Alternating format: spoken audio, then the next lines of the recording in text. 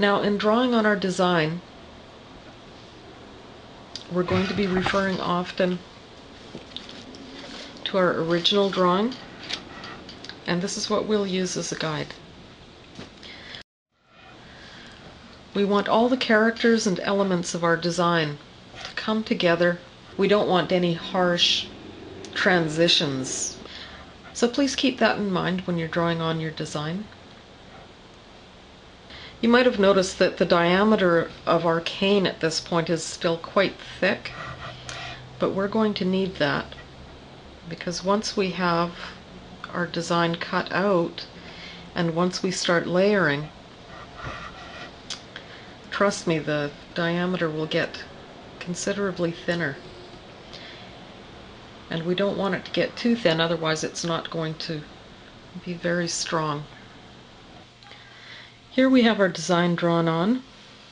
As you can see, we have our crow, chickadee with a pine cone, our stellar jays with the oak leaves, and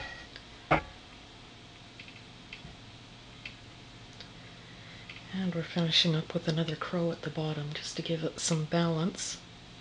We're going to go in and start carving. We're going to be using the same process that we used on our crow carving. It's basically a matter of stop cuts around the perimeters of our design and always paying attention to the layers. Whatever image is going to be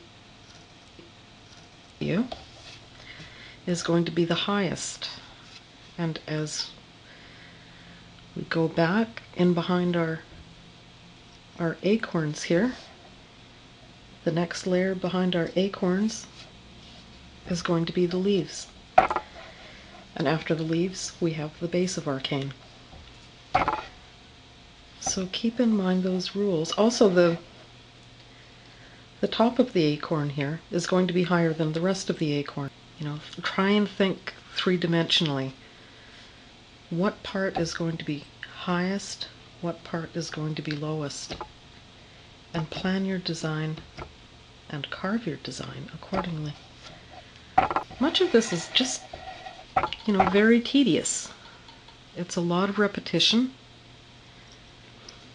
and it takes a lot of patience.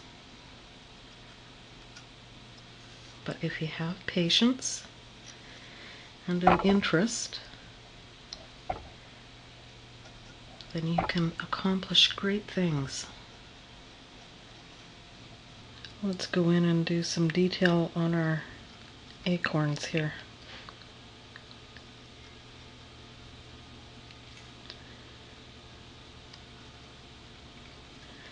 I want to round this off just underneath the cap of the acorn.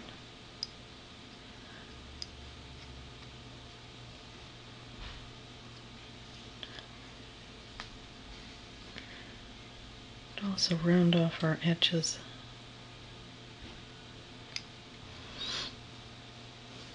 Again, underneath the cap of our acorn.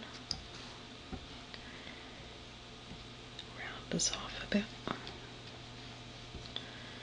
There, now it looks like the cap of the acorn is on top of the actual nut.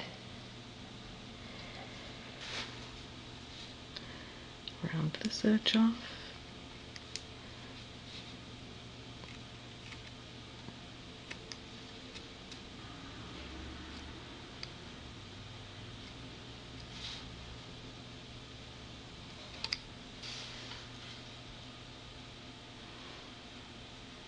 Undercut.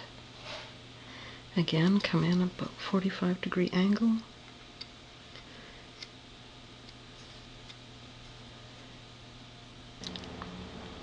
Now, unfortunately, I lost a little bit of footage here. I just wanted to show you how I go in and give the leaves a bit more of a three-dimensional look. And so, using our micro tool, It has a rounded tip. Just going to come in and angle in towards the stem.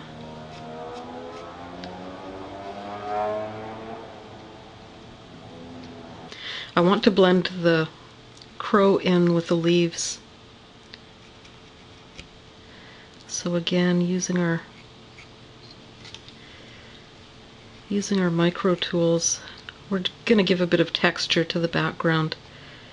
Now we have our acorns and oak leaves pretty much done with the texturing in behind, so you can see what it looks like.